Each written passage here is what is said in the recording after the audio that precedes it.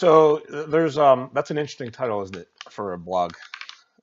Shame incontinence. Just came up with that. I'll explain that in a minute. But first, this is really about a distinction, an important one that is constantly coming up in my coaching, my one-on-one coaching. And the distinction is this: it's urgency versus desire.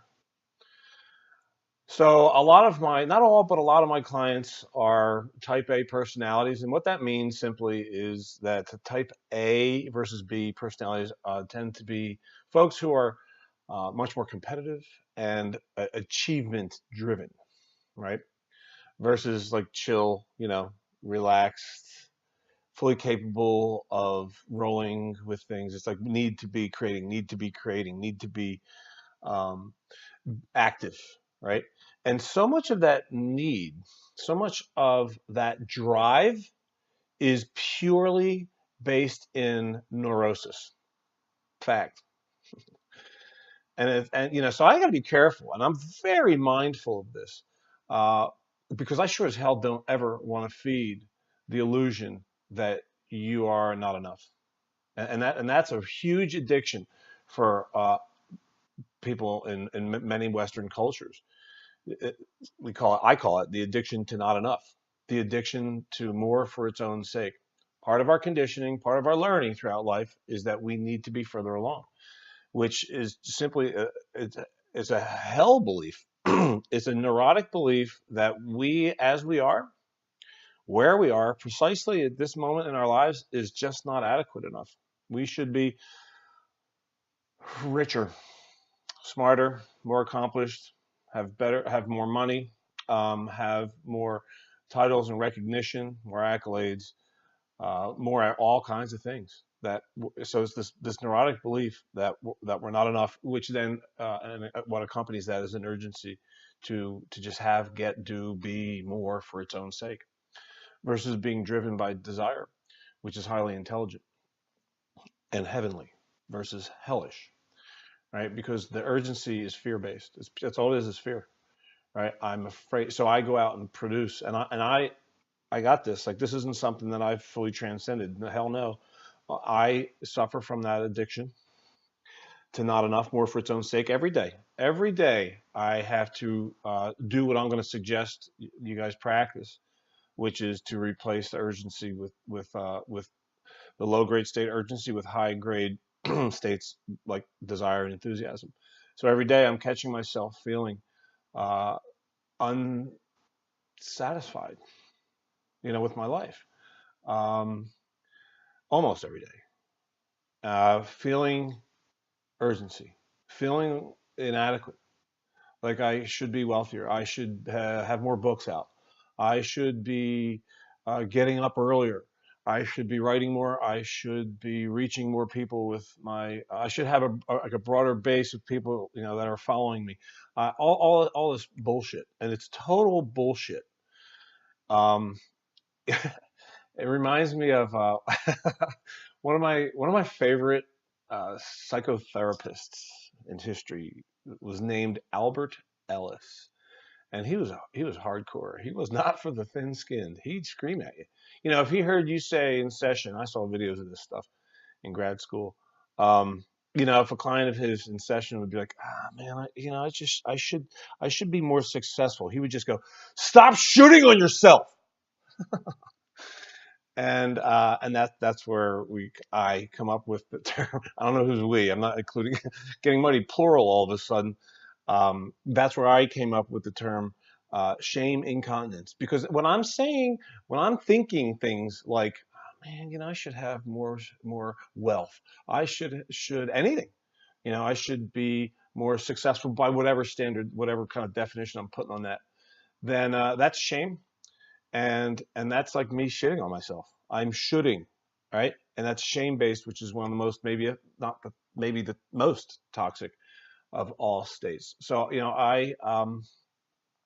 I've been conditioned, like all of us, okay, to have these beliefs, and I challenge them on the daily, and I welcome that. I say tongue in cheek, I suffer from that addiction. Well, you know what? That's bullshit.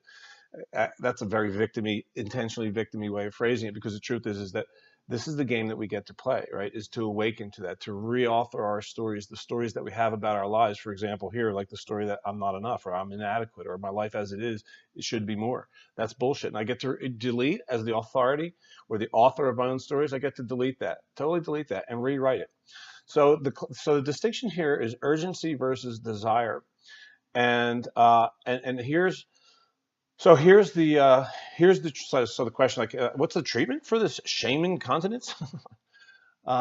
It starts with awareness. Okay, like everything in mental toughness training or strengthening the way that we use our minds, it's all predicated upon awareness. So I want to become really, really conscious of when I'm feeling inadequate, or when I'm feeling these fear, like urgency, right? I want to catch myself when I'm feeling anything like that gross inadequacy that is born solely out of thoughts like I should be further along, right? I should be more than I am, or my life should be, right? So first is I want to seriously heighten my awareness to this like fabricated neurotic urgency state, okay? And then here's a challenge for you. Not a challenge, it's a suggestion. Is to spend today or tomorrow, or maybe the rest of your life, put some notes around. Okay, reminders for yourself. Set some reminders for yourself to catch urgency. Right, like just post-its, catch urgency, notifications on your phone or whatever. Just catch urgency, catch urgency.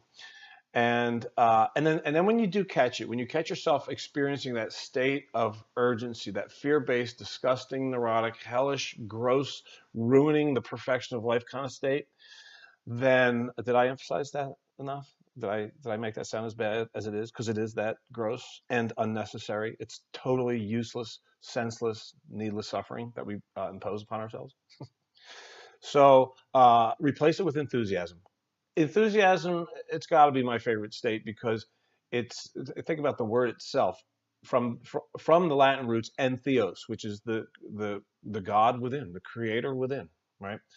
So enthusiasm, and when you do any kind of research on human peak performance, enthusiasm is one of the most powerful states that we can create from. And the great news about all that is like, you feel great, you do great, right?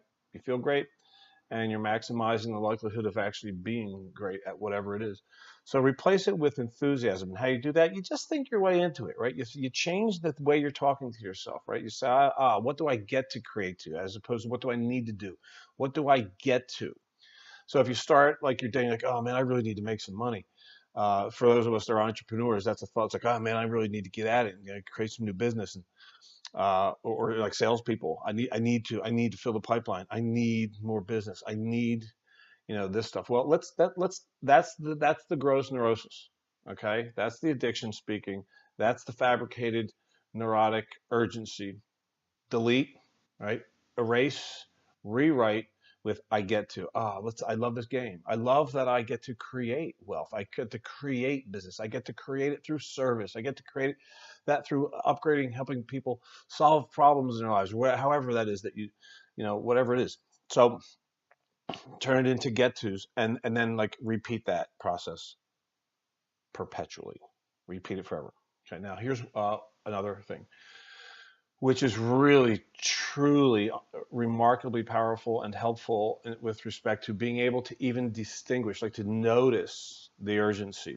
And it's a meditation that is my favorite form of meditation. I call it the gap, right? And a lot of people call it the gap, but a lot of people call it transcendental meditation. The gap is like a nickname for this form of meditation, where it is releasing your thoughts. And you can find in my blog, you can just Google that and find all kinds of video tutorials on how to practice. It's simply releasing thoughts. It's like getting quiet and sitting still and simply permitting your mind to take a load off, just kind of chill and just let the thoughts continue to go, but don't care about them.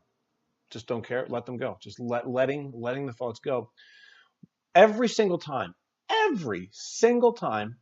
I practice the gap, I have the exact, among others, I have a profound experience, which is I'll be thinking stuff, and some of the thoughts are cool and fun, but I remember I don't need to care about them, so I let them go. And sometimes the thoughts that I have are unpleasant, like, oh man, you really need to, go get some more speaking gigs and lined up, or you just need stuff. The neurosis that I'm talking about, the should. And and then I remember, oh, well, actually, it's just a thought too. That's all it is a thought, and it's no more than that. And I don't need it. I don't have to care about it at all. I can just let it go. And then I do, and guess what happens? I have this awareness, this incredible release. The urgency floats away with the thought. And what am I left with? Absolute peace. And it's an incredible experience that I have every time I practice. And it's so powerful because what it does is it reminds me that this is the truth, the peace, the serenity, the needlessness, the lightness and the rightness of things. That's the truth. That's our truths, right? That's reality.